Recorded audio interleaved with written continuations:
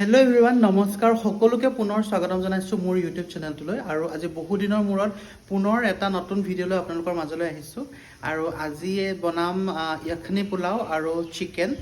তো বলক আজি ষ্টাৰ্ট কৰোঁ ভিডিঅ'টো। আৰু যদি প্ৰথমবাৰৰ কাৰণে মোৰ চেনেলটোলৈ আহিছে, ছাবস্ক্ৰাইব কৰিবলৈ নাপাহৰিব। এইখিনি আমাৰ য়াখনি পোলাওৰ কাৰণে মই লোৱা ইনগ্ৰেডিয়েণ্টছখিনি। ইয়াৰ কাজু, বাদাম, কিচমিচ, আদা, নহৰু, পিঁয়াজ, অলপ দৈ গাখীৰ, এয়া গাজৰ আৰু বিন, আৰু ইয়ে অলপ শুকান মছলা লৈছোঁ, পিঁয়াজ আৰু চাউল 3জন মানুহৰ কাৰণে জোখৰ আমি লৈছোঁ।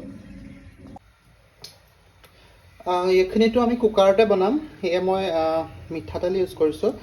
আপোনালোকে ৰিফাইন বা বাটাৰ ইউজ কৰিব পাৰে। মই মিঠাতেলৰ লগত অলপ ঘিউ ইউজ কৰিম ইয়াত ভাজিবৰ কাৰণে। ফাৰ্ষ্ট 1 চামুচ মই ঘিউ ইউজ কৰিছোঁ। শুকান মছলাকেইটা দি লৈছোঁ মই। তাৰপিছত পিঁয়াজখিনি দি ল'ম।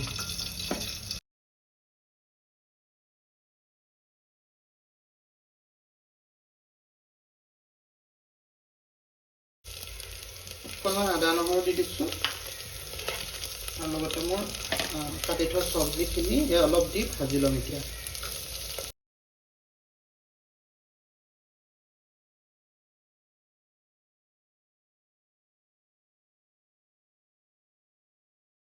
আজি ৰেচিপিত আমি ব্যৱহাৰ কৰা মছলাটো হৈছে বিৰিয়ানী মছলা। যিকোনো গ্ৰচাৰী দোকানত আপোনালোকে পাই যাব।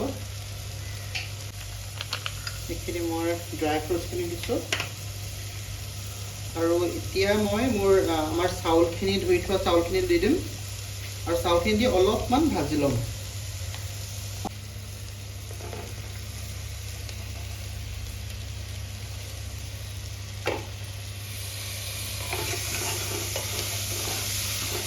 চাউলখিনি আমি ধুই 10-15 মিনিটমান তিয়াই থৈছিলোঁ।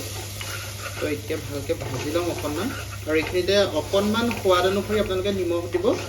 আৰু যদি এইটো আপোনালোকে সুদাকৈ খায় তেনেহ'লে নিমখটো অলপ সৰহকৈ দিব। নতুবা যদি কিবা গ্ৰেভিৰ লগত খায় তেনেহ'লে নিমখটো অলপ কম হ'লেও একো প্ৰব্লেম নাই আমাৰ। এইখিনিতে এতিয়া আমাৰ দৈখিনি দি দিম।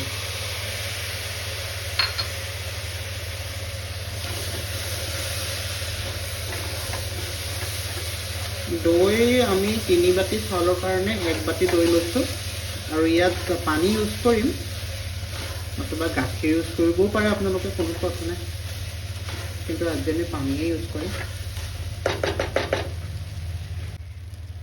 আৰু ইয়াত আমি এতিয়া 3 বাতি চাউলৰ জোখৰে 3 বাতিমান পানী ইউজ কৰিম। আৰু ইকুৱেল এমাউণ্টৰ পানী হ'লে ভাল।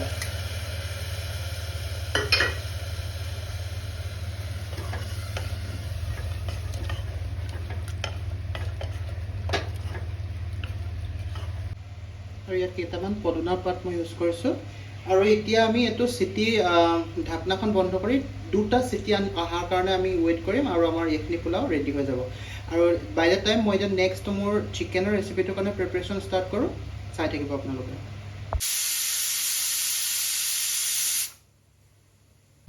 নৰ্মেল মিঠাতেল ইউজ কৰিছোঁ।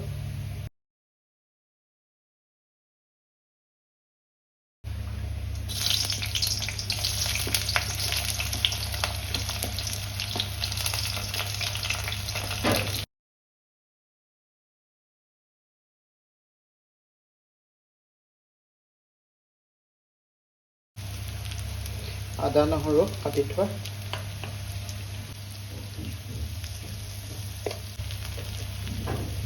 জিৰা পাউডাৰ। কিন্তু মাংসটো আমি বিশেষ একো ষ্টাইলত বনোৱা নাই। জেনেৰেল যিটো আমাৰ অসমীয়া ষ্টাইল সেইটোতে বনাইছোঁ। মাত্ৰ এটা কথা আপোনালোকে ধ্যান ৰাখিব, যেতিয়া আমি শ্ল' হিটত মানে মেক্সিমাম টাইমৰ কাৰণে চিকেনটো বনাওঁ না, তেতিয়া তাৰ টেষ্টটো বাঢ়ি যায়। তো আমি আজি সেইটোৱে কৰিব গৈ আছোঁ।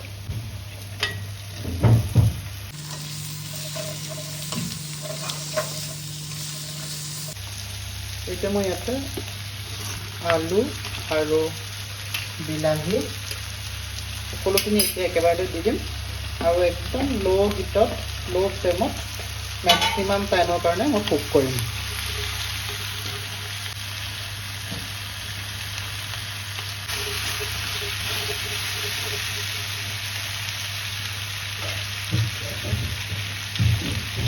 ঢাকনা মাৰি আমি 15-20 মিনিটৰ কাৰণে কুক হ'বলৈ দিম একদম ল' হিটত। আমাৰ বিলাহীখিনি অলমষ্ট গলি গৈছে আৰু এতিয়া পানী দি আকৌ ল' ফ্লেমত অলপ সময়ৰ কাৰণে উতলিবলৈ দিম।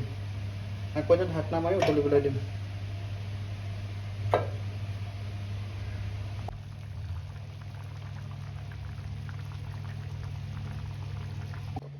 আৰু এয়া আজি আমাৰ ফাইনেল চিকেন উইথ য়াখনি পোলাও। কেনে পালে আপোনালোকে ভিডিঅ'টো চাই জনাব আৰু যদি প্ৰথমবাৰ চাইছিলে ছাবস্ক্ৰাইব কৰিবলৈ নাপাহৰিব। আজিলৈ আহিছোঁ। Thank you so' very much.